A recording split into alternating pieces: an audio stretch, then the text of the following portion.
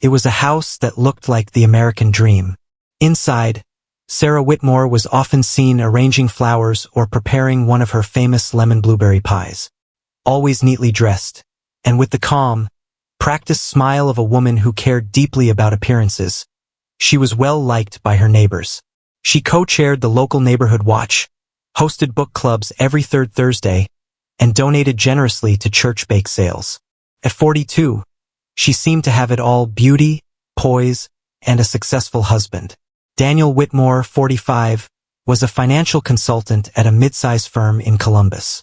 Tall, clean-cut, and quiet, he was known for his warm demeanor and generosity. He coached a local youth baseball team and sometimes volunteered at the local animal shelter with Sarah. To anyone looking from the outside, the Whitmores were the ideal couple.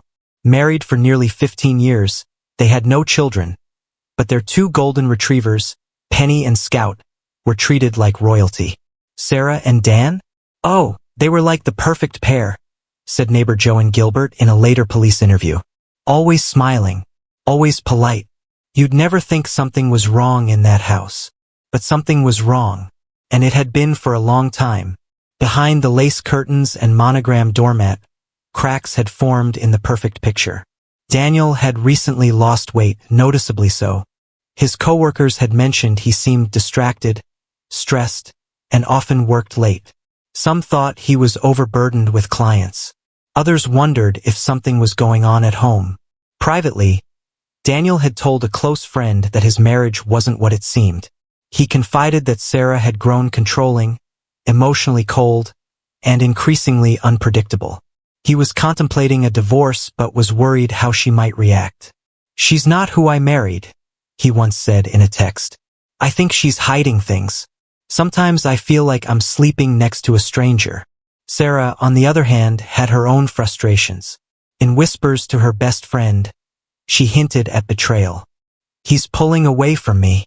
I think he's seeing someone," she said during a late-night phone call.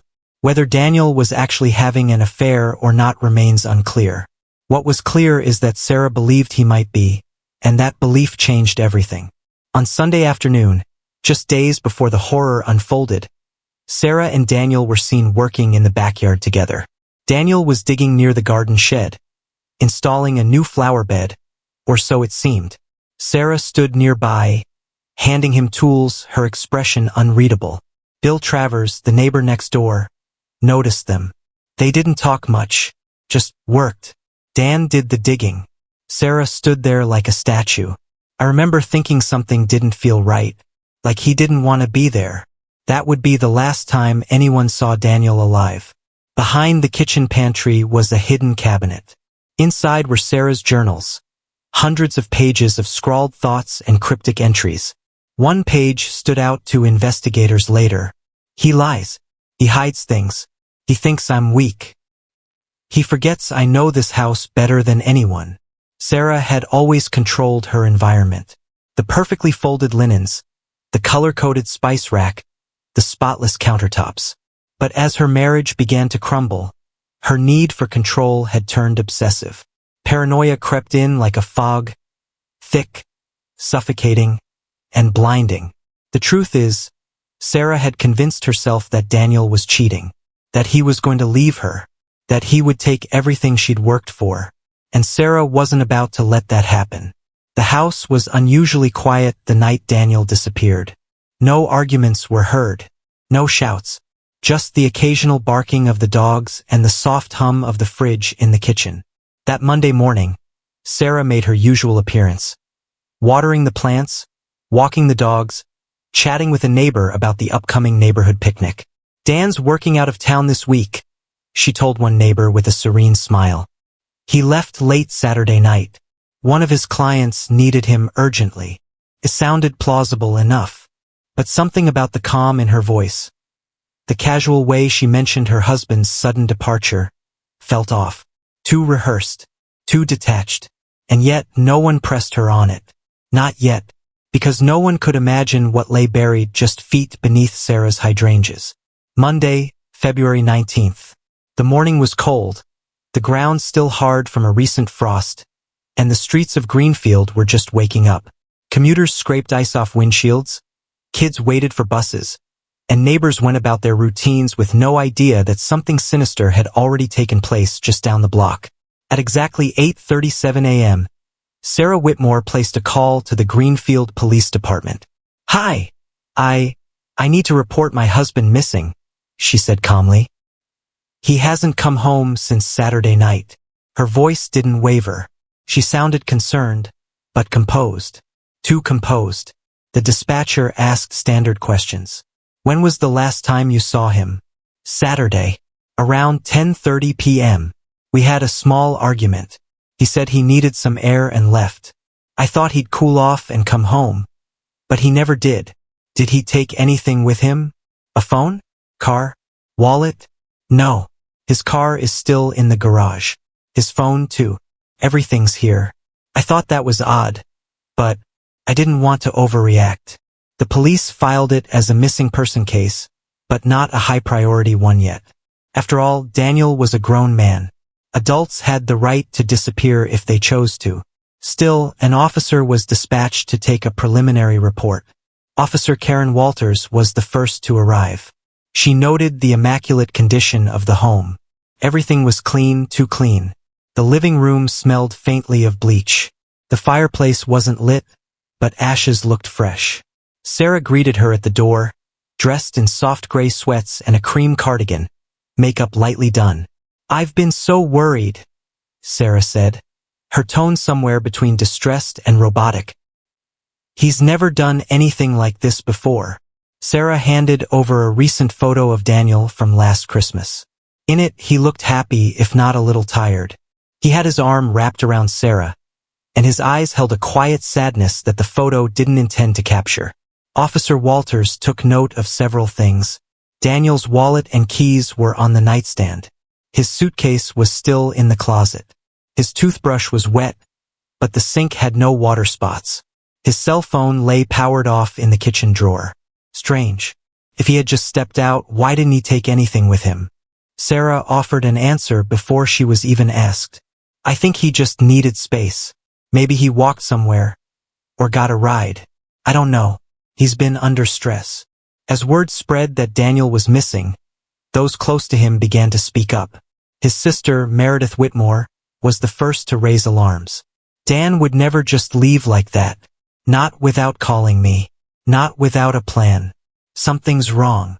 Meredith described Daniel as meticulous, routine-oriented, and deeply responsible. She hadn't heard from him in 3 days, and his absence was completely out of character. Even Daniel's coworkers chimed in. According to his colleague, Michael Hensley, he missed a Zoom meeting Monday morning. That's not like him at all. He was the kind of guy who showed up early. In fact, Daniel had an important client call scheduled for that morning. One he'd spent weeks preparing for. The missed meeting, combined with his total digital silence, set off more than a few red flags. By Wednesday, police issued an official missing person bulletin with Daniel's description. Name: Daniel Whitmore, age 45. Height: 6 feet 2 inches. Build: athletic. Last seen: Cedarwood Lane, Greenfield, Ohio. Clothing: unknown. Vehicle: silver Lexus RX 350, still in garage. Officers canvassed the neighborhood, asking questions. That's when neighbor Bill Travers made a casual comment that would become key. "You know, I saw Dan out in the yard Saturday evening. He was digging something near the shed. Looked like hard work. I waved, but he didn't look up." Sarah was standing nearby. That was the last confirmed sighting of Daniel Whitmore alive. When detectives followed up with Sarah on Thursday, her version of events had subtly shifted. "Actually, now that I think about it, he might have taken a small overnight bag. Can't be sure. I was emotional when I called. Sorry, but there was no overnight bag found in the house. No sign of one missing either." Detectives began to grow suspicious. They noticed her behavior wasn't aligning with that of a worried wife. She wasn't making "Have you seen him?" posters. She wasn't calling local hospitals.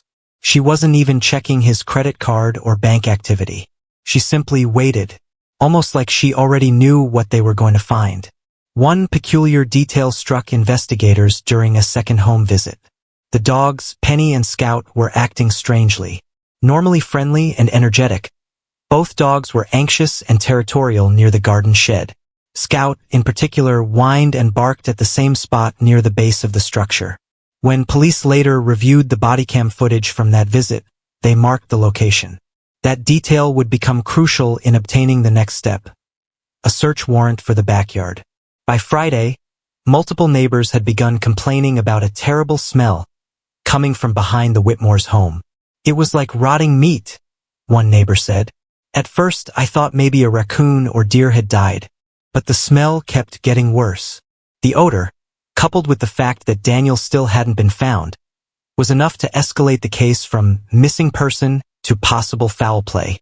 Detectives returned with a search warrant, cadaver dogs, and a forensics team. The investigation was no longer about where Daniel had gone. Now it was about what happened to him, and whether Sarah Whitmore knew the truth all along. Sarah Whitmore answered the door wearing a lavender turtleneck and beige slacks. Her expression was cool, almost annoyed. "I already told you everything I know," she said. Detective Lynn Garrison handed her the warrant. Sarah's eyes flicked over it, and for the briefest moment, barely a second, her composed mask cracked. Her fingers trembled. "You think he's dead?" she asked, voice stiff. No one answered. Officers simply moved past her, heading straight for the shed in the backyard. The dogs were barking again, loudly, frantically, pacing near the hydrangea bush along the back fence. It was the same spot neighbor Bill Travers had mentioned. The grass there was a little darker. The dirt looked recently disturbed. Shallow depressions in the ground suggested digging. And the smell was unmistakable now.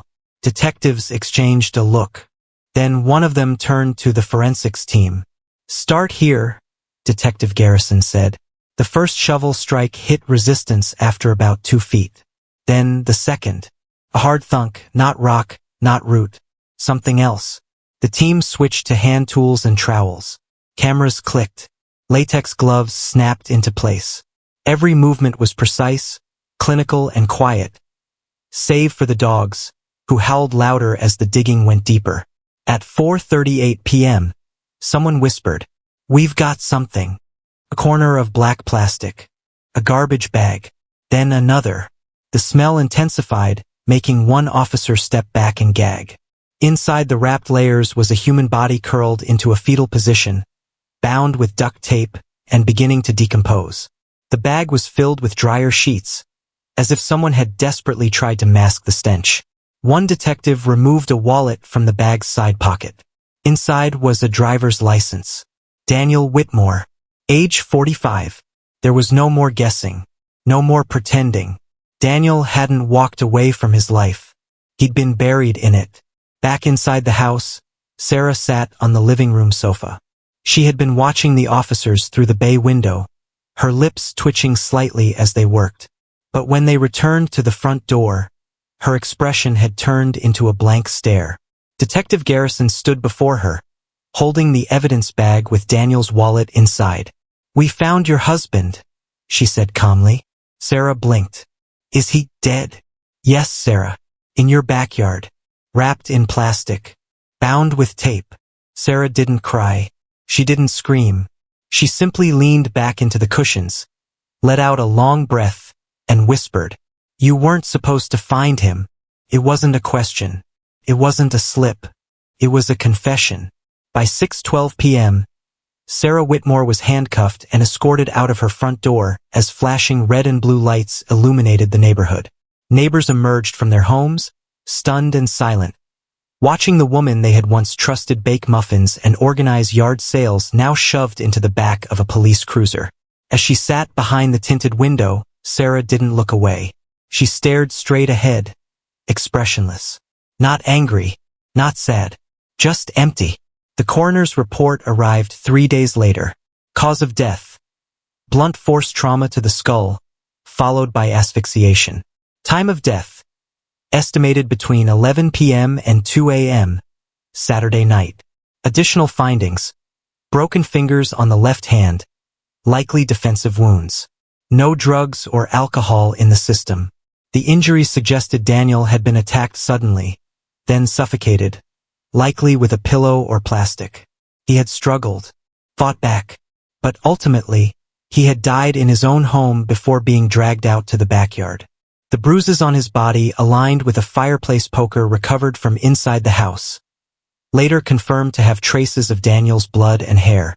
When questioned, Sarah's answers were sparse. "He was going to leave me," she said flatly. "He said he wanted a divorce, that I wasn't enough, that there was someone else." Detectives found no evidence that Daniel had been unfaithful. His phone had no suggestive texts, no other women in his call history, and his recent emails all focused on work and financial planning. But Sarah didn't need proof. She needed a reason to justify what she had done. And in her mind, the idea that Daniel could love someone else, choose someone else, was enough. "If I couldn't have him," she said during a psychiatric evaluation, "then no one could."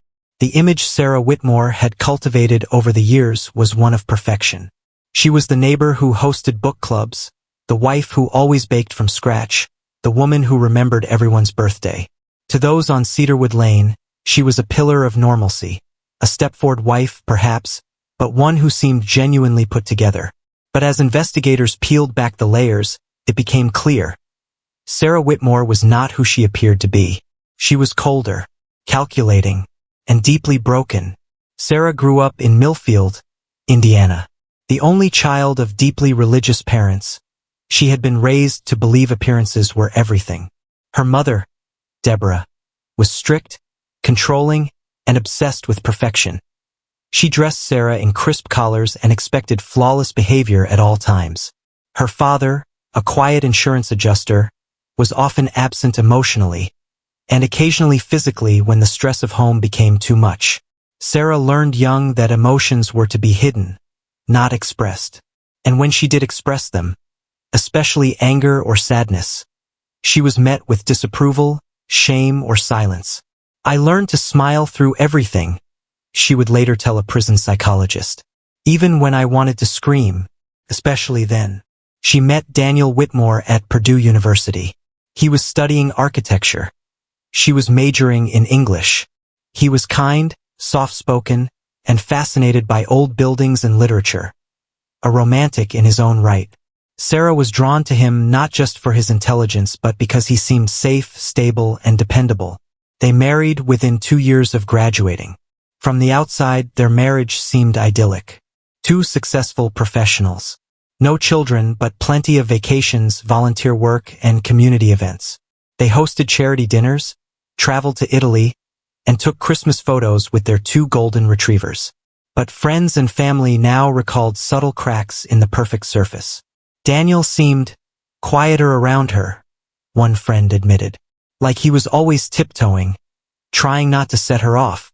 Sarah didn't scream or throw things. Her version of control was more insidious: emotional manipulation, guilt, withdrawal. She controlled the finances, the calendar, the groceries, the dogs, Daniel's diet, even the color of their bedroom walls.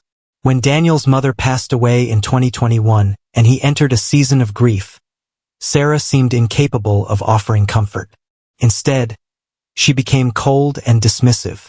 She told him he was being weak, Daniel's sister Meredith recalled. She said his sadness was making her uncomfortable. "I'll never forget that." Sarah resented anything that disrupted the image of her perfect life. Sadness, illness, disagreement, even love, if it came with unpredictability, was a threat. By late 2022, Daniel had begun pulling away. He started staying later at work. He rekindled old friendships. He even opened a separate bank account, something Sarah discovered and confronted him about. "I think he was planning to leave her," said Meredith. "He was tired, exhausted, really. He told me once that living with Sarah felt like walking on a frozen lake, always waiting for the crack." The final straw, investigators believed, came the night of February 17th. A text message found on Daniel's phone draft folder. Unsent. Read, "Sarah, I need to be honest. This isn't working anymore. I want a separation. I'll move out tomorrow." The timestamp? 10:21 p.m. He never sent it. By 11 p.m., Daniel Whitmore was dead. After the murder, Sarah moved fast. Investigators believe she dragged Daniel's body out the back door using a tarp and plastic bags she had prepared earlier that day. In the shed, police found 3 unused garbage bags from the same roll that wrapped Daniel. A fireplace poker wiped clean, but blood residue remained under the cap. A handwritten list titled, "What to do if it happens."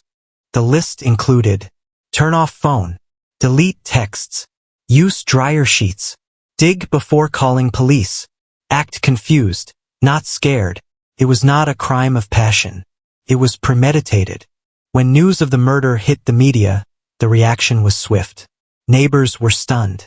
Community members recoiled in disbelief. Sarah had been a fixture in church circles, PTA meetings, and charity work. "She fooled us all," said Pastor Jim Kendall. "She shook my hand every Sunday. She read scripture. She hosted prayer breakfasts. How do you reconcile that with this?" Even Sarah's parents, who initially refused to speak to the media, eventually issued a cold, terse statement. "We are shocked and saddened. We are cooperating with law enforcement." They never visited her in jail. Not once. In jail, Sarah was kept under suicide watch for the first 48 hours. Not because she cried or showed remorse, but because she remained so eerily calm. "She didn't ask about a lawyer," said a jail staff member. "She didn't ask for a phone call. She just sat on the edge of her bunk, staring at the wall, like she was waiting for a meeting that never came." During her psychological evaluation, she revealed her deeply rooted need for control. If someone you loved was going to humiliate you, abandon you, how would you react? She asked the court-appointed psychiatrist. "Isn't it worse to be discarded than to be hated?"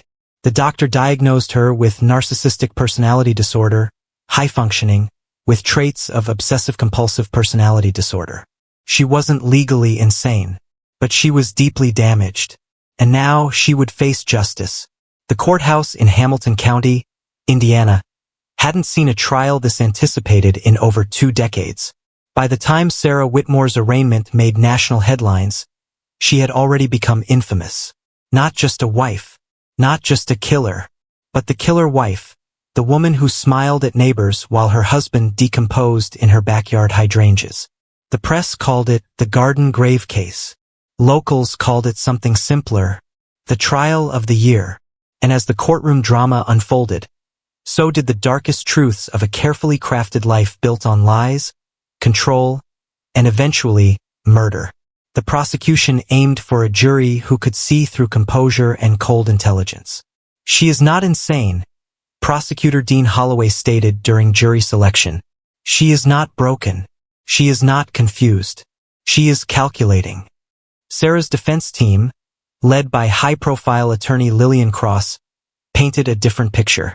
They emphasized emotional abuse, pressure, trauma. They didn't deny Daniel was dead. They didn't deny Sarah had buried him. What they wanted to deny was premeditation. "This is not a monster," Cross told potential jurors. "This is a woman pushed past her emotional limit." The courtroom sat divided. Those who saw Sarah as a cold-blooded killer, and those who wondered, what if she just snapped? Prosecutor Holloway wasted no time. He began the trial with a massive display board featuring a full-color aerial photo of the Whitmore backyard. A red circle marked the burial site. Then came the crime scene photos, Daniel's body, duct-taped, contorted, decaying. Jurors squirmed. Some gasped. One had to excuse herself briefly. Then came the poker. Then the list. What to do if it happens? Entered into evidence with Sarah's fingerprints smudged along its edge. Then the kicker. The draft breakup message on Daniel's phone, found unsent, time-stamped hours before his estimated time of death. That message was the last straw, Holloway said.